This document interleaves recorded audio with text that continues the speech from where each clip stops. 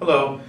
What we need to do today is really drill down into the elements of the policy action plan.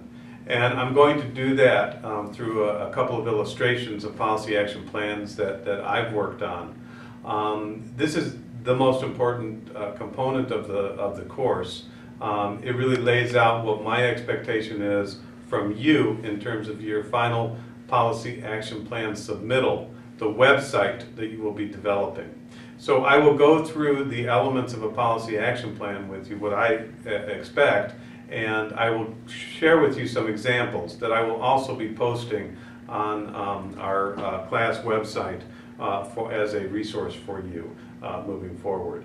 But I just wanted to start again and just with a little review that what we're talking about is the commodity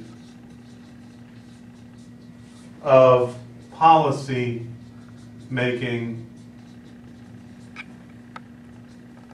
The commodity is information. Information. So when we think about information, the way that I model the course, the way that I frame the development of a policy action plan is collecting information, which you've all been doing on your individual projects. This collecting of information includes hard research, which is the data and evidence base. And then there's the soft research, what I call the soft research, which is the who, the where, the how, the why. Who are the policymakers? Where, which venue are we looking at? Is this a local initiative, a federal initiative, a state initiative, or regional initiative? The how are we going to get this done? What stakeholders do we need to engage? And why are we doing this? What's the public health, public policy purpose for this initiative? So the collecting of information is really the first step, and you've all been engaged in that. The second step is analyzing that information for the purposes of your initiative. So taking this information and sitting down and thinking it through. The third step is assimilating. And that's what we're going to be focusing on today. Assimilating the information, translating the hard research, and translating the other information that you're getting into documents that policymakers and stakeholders and staff understand and utilize. These assimilation tools of assimilation will be what comprise your policy action plan. I call them tools in the toolkit or arrows in the quiver. That's how I want you to think about these. They're each discrete documents, but you utilize a lot of the same information as you're preparing them. And then finally, the last step in the policy action planning process is delivering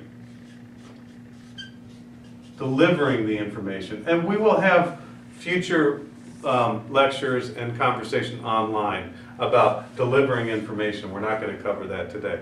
So I'm really going to focus on assimilation today. And there's a number of documents that we can look at in terms of assimilation.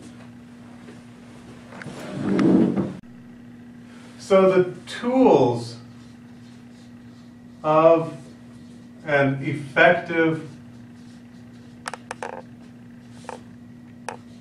policy action plan, and these are the things that will be included in your website that you're developing for your policy action plan, include the PowerPoint presentation you will all be preparing or have prepared. And in addition to the PowerPoint, the testimony that you will all prepare later on in the semester. These two are required presentations in the course. And the way that I designed the course, it's really designed for procrastinators, if you will. That's the way I like to say it, because I make you work on these PowerPoints and testimony throughout the semester. So these are documents that are required presentations as part of the course. And again, we'll talk more about testimony in a later tape. So in addition to these, the tools of an effective policy action plan, a critical one is called a fact sheet. And a fact sheet is a one-page summary of your initiative. It's taking all that information and assimilating it down into a one-page fact sheet. And there's certain elements of this fact sheet that I want to go through with you briefly. And I will be posting and have posted on the website numerous examples. And you can find other examples relating to your own initiative or policy action plan through some of your stakeholder groups. But I have a particular model that I use for fact sheets. This is my kind of framework for putting it into place. Advocacy is an art. It's not really a science. We've been talking in previous tapes and in the course about the scientific basis of policy making, the process and how it works, how our Constitution sets it out, the fora, some of the very kind of technical, objective components of the policy making process. The advocacy piece, the policy action planning, is really an art. And so with this fact sheet, I have certain elements of the fact sheet that I include and not everybody does. And I'm going to show you on the tape and run through with you some examples of a fact sheet. Now, I have with me today two policy action plans that I have developed over the years. Again, these aren't all the components that I would include in the overall policy action plan. These are just really a compilation of some of the materials that I'll talk about in a minute. But I wanted to focus first on the fact sheet. And what I want to point out in terms of these fact sheets is that there's certain elements that I look to, and again, I will post this, and maybe we can zoom in a little bit just so you can see this, and then we'll zoom back out. And again, there will be many, many examples on the website that you can look at. But the elements that I look for in an effective fact sheet are, number one, the attention getter. So the attention getter. In this case, the attention getter is language you can't see on the tape, but I'll read to you. The time is ripe. The concept here is that, a little background on the factual information with this one, this policy action plan had to do with community food access. And it was relating to the reauthorization of the Farm Bill in 2006, a federal initiative. And for the first time, really, urban legislators, congressmen, were interested and had a stake in the passage of the Farm Bill because the Supplemental Nutrition Assistance Program was included in the Farm Bill. So urban legislators, the Congressional Black Caucus, for instance, was very active in the last Farm Bill in 2006, and I was a part of that process. And so this was a policy action plan that was developed to work with particularly the Congressional Black Caucus members from Chicago. So what I started out by saying was the time is ripe. The time is ripe for urban areas to be included in discussions about the Farm Bill. And of course, a play on the word ripe being, related to good food. So that was the attention getter. Another part of the attention getter was this illustration or photograph. And this is a photograph of a tomato. And I used this as a beginning talking point. What I talked to congressmen about is a concept that I call follow the tomato. Follow the tomato from California to Chicago. And look at the impact of that one tomato on our economy, on our society. From the grower, to the picker, to the boxer, to the crater, to the person that transports the tomato from the Southern California farm to Chicago, to the truck stop where the trucker stops and eats lunch, to the gas station, to the people that maintain the highway. Once he gets to Chicago, to the place where he delivers the tomato, perhaps a wholesale market, to the restaurant where the tomato is used in a dish, all the way to the busboy who cleans up, and finally the people who pick up the trash with the leftover food in it. So if you follow that tomato and the impact of that one tomato on our economy and on our society, it really shows visually a part of the food system, that an illustration of the food system that congressmen and policymakers can understand. So that's my attention getter, is this picture of the tomato. The time is right. Then in the fact sheet, what I include is a heading. And the heading basically, in very objective terms, sets out what it is that we are asking for. The ask, if you will. So here, in this case, and again, we'll zoom in and out, but these will be online for your perusal. This is called the Urban Food Investment Act. And the concept was how we can really grow the urban food system. And so you can see that the title or heading of the fact sheet is the Urban Food Investment Act. It basically, if you will, sets the table. And so we move on from there. Every fact sheet that I develop has 3 sections: issue, proposed action, and rationale. Those are the 3 categories in which we put information on a fact sheet. And again, it's 1 page. So we have the issue, which is 3 to 4 sentences describing the issue. And this is action-oriented, positive language, simple language. Okay?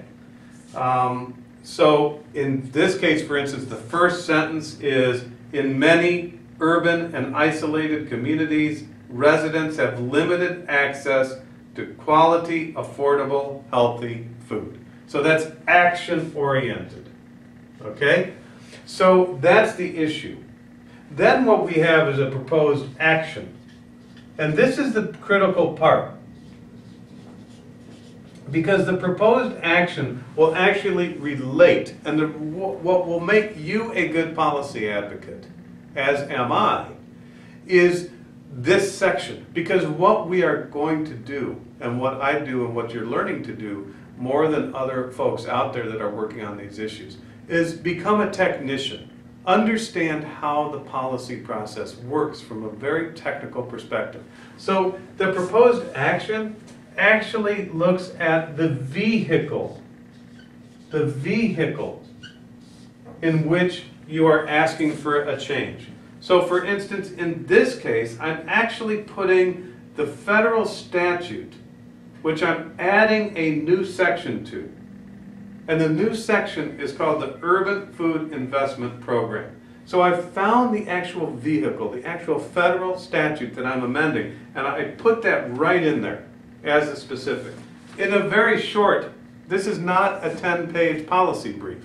This is 1 paragraph, assimilating all of my research into this 1 paragraph. And then the next element, I don't know, am I okay down here? Yeah. Is rationale. And this is, again, 3 to 4 sentences of rationale with a little bit of data embedded, or some of that kind of evidence base of why we're proposing this action. So we lay out the issue in action-oriented terms. We lay out the proposed action, and then we give the rationale, the evidence base for why that's important. And then at the bottom, I put a tagline, please support, underline, passage of the Urban Food Investment Act. So the ask, again. So you see the ask up at the top, And you see the ask at the bottom. Now, one thing I usually put on a fact sheet, which I didn't in this case, but I want you to, is the contact information, the email address and the phone number which you can be reached at. So that's important to add down here that I don't have on here. So that's an example of a fact sheet, okay? I'm going to erase this.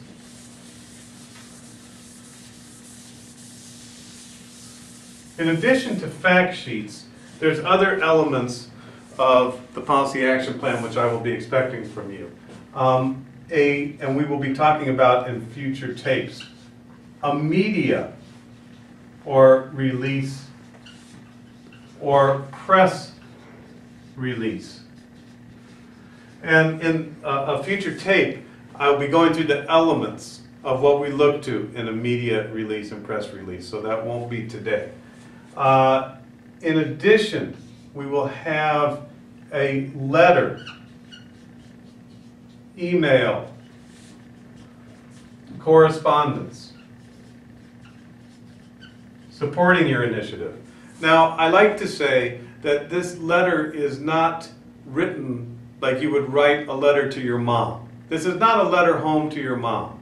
This is a technical letter that sets out the same elements that we have in the fact sheet, summarizing what we have in our research that we've laid out, and putting it in a letter form to the policymaker. Now, there's many, many formats that these letters take, and we will be going through those in a future tape in terms of what kind of letters we write to policymakers, how we utilize email as we're providing information to policymakers, and other types of correspondence.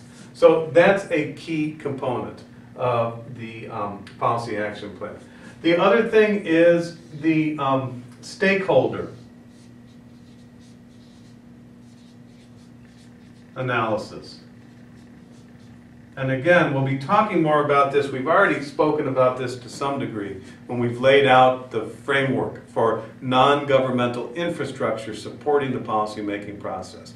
But within your policy action plan, within your website is going to be a stakeholder analysis. Those stakeholders that are going to support your initiative with links to those groups, because it's nice to be able to just, that's the value of you using a website as part of a policy action plan, is you can link directly to the policymaker. I'm going to show you an example of a stakeholder analysis.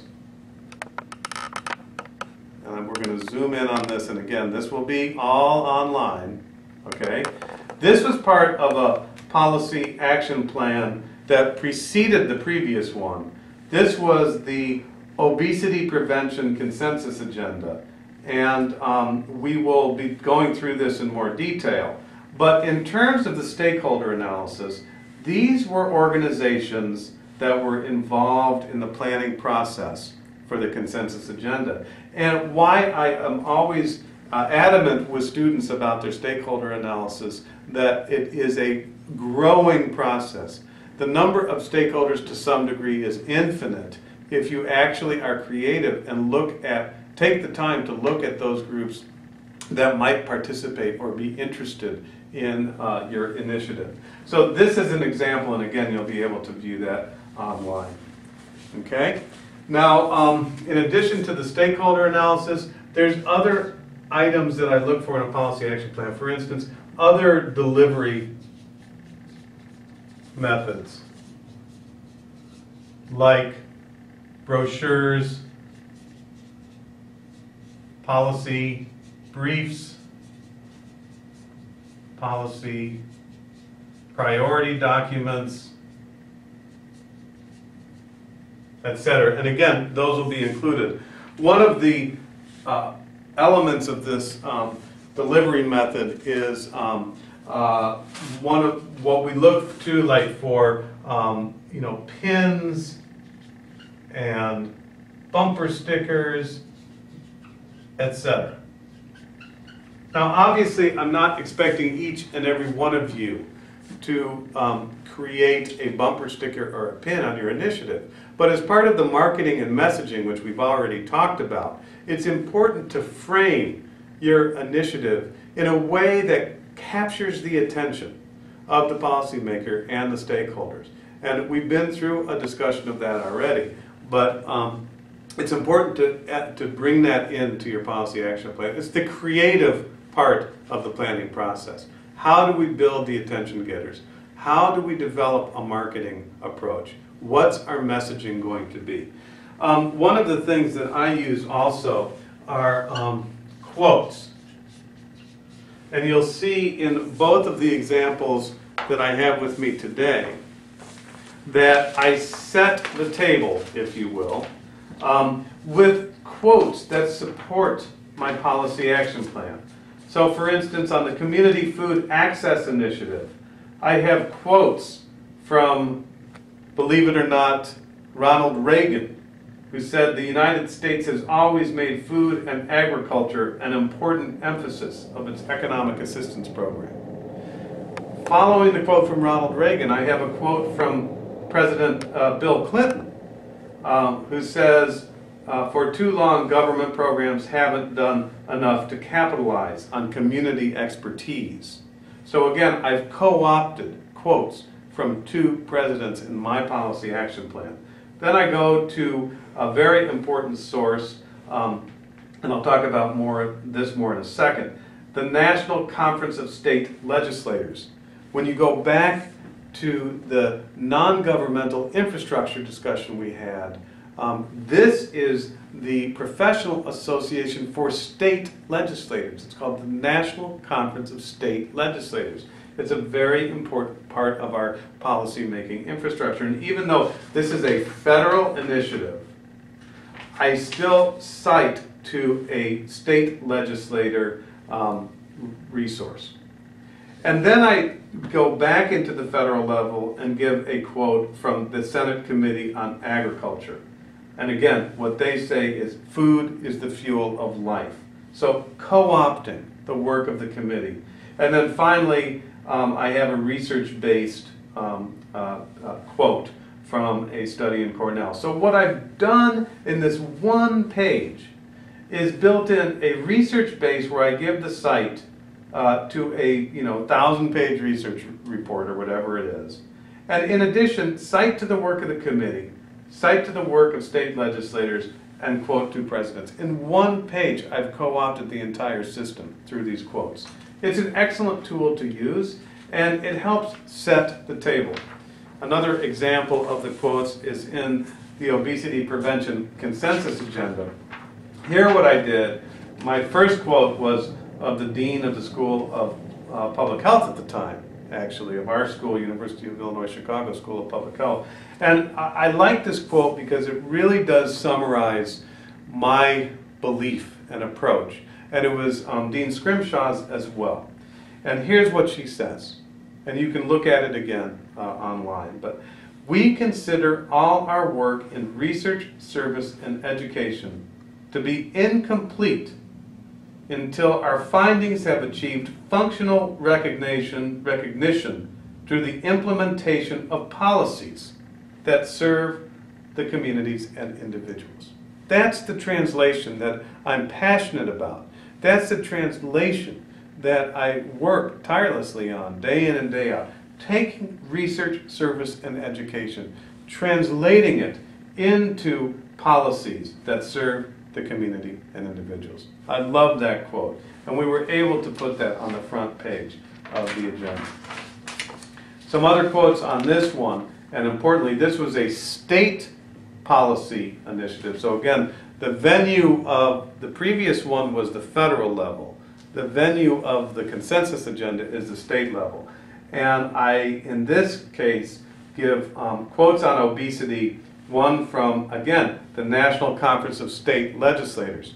So as I'm meeting with state legislators, I can say, your trade association, your professional association, the NCSL, says that obesity cost the nation $117 billion in 2000. That's language that policymakers understand. Then I give a quote from the Centers for Disease Control. Then I give a quote from the National Governors Association, So now when I'm meeting with the governor's staff on the consensus agenda, I go, here's what your own professional association is saying, the Professional Association of Governors, the National Governors Association.